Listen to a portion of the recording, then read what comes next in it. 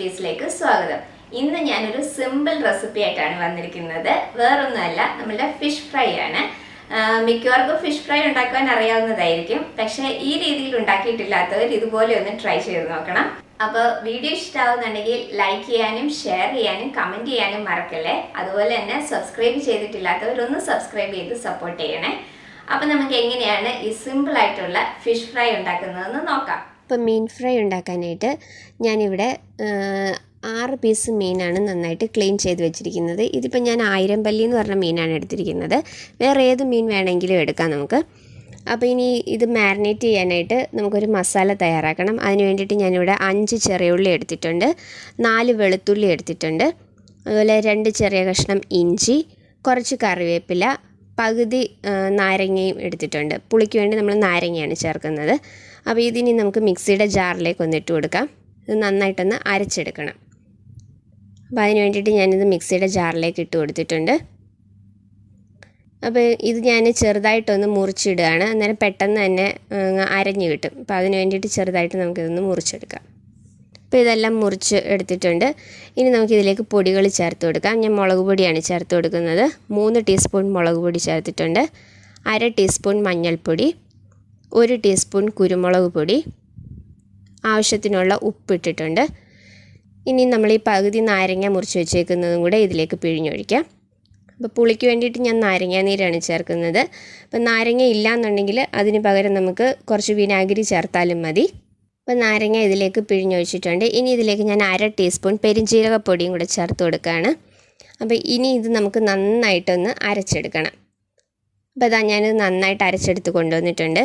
ഇതിപ്പോൾ ഞാൻ 1.5 table spoon വെള്ളവും കൂടെ ഒഴിച്ചിട്ടാണ് ഇത് അരച്ചെടുത്തിരിക്കുന്നത്. അപ്പം ഒരുപാട് വെള്ളമായി പോകരുത്, 1.5 ടേബിൾ സ്പൂൺ വെള്ളം മതി. അതിൽ തന്നെ നമുക്ക് നന്നായിട്ട് അരഞ്ഞു കിട്ടും. അപ്പോൾ ഇനി ഈ ക്ലീൻ ചെയ്ത് വെച്ചിരിക്കുന്ന മീനിൻ്റെ കഷ്ണങ്ങളിലേക്ക് നമുക്ക് ഈ മസാല ഒന്ന് പുരട്ടി കൊടുക്കാം. അപ്പോൾ അത് എല്ലാവർക്കും അറിയാവുന്നതാണല്ലോ. മീനിൻ്റെ 2 സൈഡും നന്നായിട്ട് വരഞ്ഞതിന് ശേഷം മസാല 2 സൈഡും നന്നായിട്ട് പുരട്ടിയെടുക്കണം. അപ്പോൾ കുരുമുളക് പൊടി ഇല്ലയെന്നുണ്ടെങ്കിൽ മുഴുവനെയുള്ള കുരുമുളക് മസാലയുടെ കൂട്ടത്തിലിട്ട് നമ്മൾ അരച്ചെടുത്താൽ മതി. അപ്പോൾ അതായത് ഇതുപോലെ എല്ലാ കഷ്ണങ്ങളും ഇതുപോലെ മസാലയൊന്ന് പുരട്ടി നമുക്ക് മാറ്റി വയ്ക്കാം. അതുപോലെ തന്നെ നമ്മൾ കറിവേപ്പിലയും കൂടെ മസാലയുടെ കൂട്ടത്തിൽ അരച്ച് ചേർക്കുമ്പോൾ ആ മീനിലേക്ക് കറിവേപ്പിലയും കൂടെ ആ ഫ്ലേവറും കൂടെ നന്നായിട്ട് വരും. അപ്പോൾ അതാ ഇതുപോലെ ഞാൻ എല്ലാ കഷ്ണങ്ങളും ഇതുപോലെ ഒന്ന് മസാല പുരട്ടിയെടുക്കട്ടെ. അപ്പോൾ അതാ ഞാൻ എല്ലാം ഇതുപോലെ ഒന്ന് മസാല പുരട്ടിയെടുത്ത് വെച്ചിട്ടുണ്ട്. ഇതിനി നമുക്കൊരു അരമണിക്കൂറൊന്ന് മാറ്റി വയ്ക്കണം, ഈ മസാലയൊക്കെ ഒന്ന് പിടിക്കാനായിട്ട്. അപ്പോൾ ഇത് ഫ്രിഡ്ജിൽ വെക്കുകയാണെങ്കിൽ പെട്ടെന്ന് തന്നെ ആ മസാല ഒന്ന് പിടിച്ച് കിട്ടും.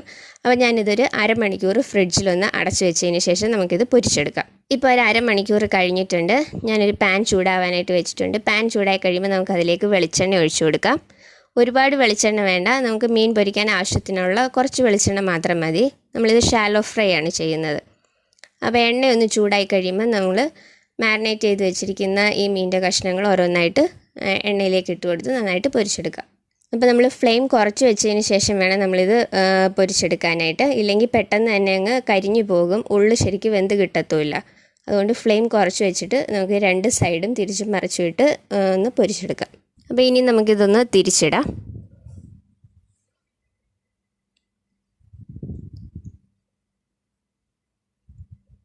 അപ്പോൾ ഇത് തിരിച്ചിട്ടിട്ടുണ്ട്. ഇനി ഇതിലേക്ക് ഞാൻ കുറച്ച് കറിവേപ്പിലയും കൂടി ഇട്ട് കൊടുക്കുകയാണ്. ഇനിയും ചെറിയ ഫ്ലെയിമിൽ ഈ സൈഡും കൂടെ നന്നായിട്ടൊന്ന് പൊരിച്ചെടുക്കാം. അപ്പോൾ ഞാൻ കുറച്ച് കറിവേപ്പിലയും കൂടി ഇതിലേക്ക് ഇടുകയാണ്. എനിക്ക് മീൻ ഫ്രൈയിൽ കറിവേപ്പിലയുടെ ആ ഒരു ഫ്ലേവർ ഇഷ്ടമായതുകൊണ്ടാണ് ഞാൻ കുറച്ചും കൂടെ കറിവേപ്പില ഇട്ടത്. അത് ഇഷ്ടമില്ലാത്തവർ ഈ സ്റ്റെപ്പ് സ്കിപ്പ് ചെയ്യാം, കുഴപ്പമില്ല. ഇപ്പോൾ നമ്മളുടെ മീനെല്ലാം നന്നായിട്ട് ഫ്രൈ ആയി വന്നിട്ടുണ്ട്.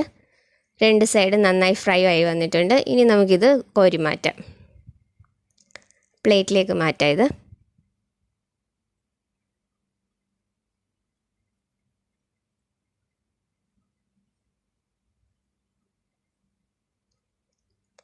ഇപ്പോൾ ഞാൻ മീനിൻ്റെ കഷ്ണങ്ങളെല്ലാം ഒരു പ്ലേറ്റിലേക്ക് മാറ്റിയിട്ടുണ്ട്. അപ്പോൾ ഇത്രയേ ഉള്ളൂ നമ്മളുടെ സിമ്പിളായിട്ടുള്ള മീൻ ഫ്രൈ. അപ്പോൾ എല്ലാവർക്കും അറിയാവുന്നതായിരിക്കും, എന്നാലും ഈ രീതിയിൽ ഉണ്ടാക്കിയിട്ടില്ലാത്തവർ ഇതുപോലെ ഇനിയൊന്ന് മീൻ ഫ്രൈ ഉണ്ടാക്കി നോക്കണം. നല്ല ടേസ്റ്റാണ്. അപ്പം ഉണ്ടാക്കി നോക്കിയിട്ട് നിങ്ങളുടെ അഭിപ്രായം എനിക്ക് കമൻസിലൂടെ അറിയിക്കണം. വീഡിയോ ഇഷ്ടമായിട്ടുണ്ടെങ്കിൽ ലൈക്ക് ചെയ്യാനും ഷെയർ ചെയ്യാനും സബ്സ്ക്രൈബ് ചെയ്യാനും മറക്കരുത്. അടുത്ത വീഡിയോയിൽ വേറൊരു നല്ല റെസിപ്പി ആയിട്ട് കാണാം. താങ്ക്